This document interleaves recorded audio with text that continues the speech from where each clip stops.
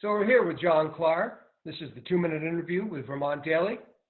John is running for governor as a Republican. John, first question. As a candidate for governor, what would you do differently than Governor Scott about the COVID-19 response?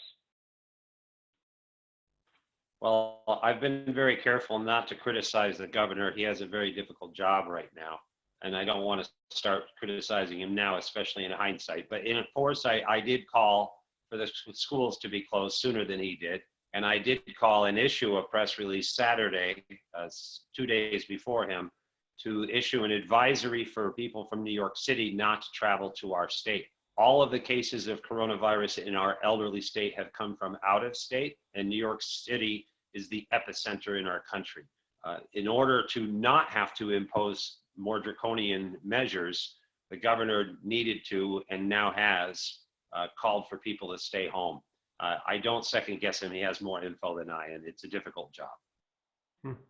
Thank you, John. Next question.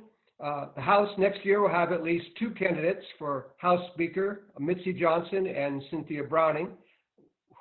Which would you prefer to work with and why?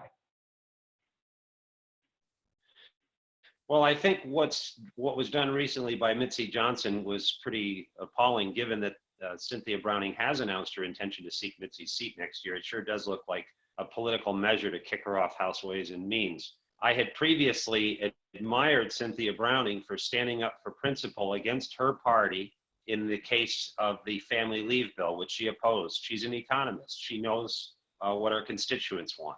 I actually see us as a little similar that way because in many ways, as you know, I'm standing up against my party. Next year,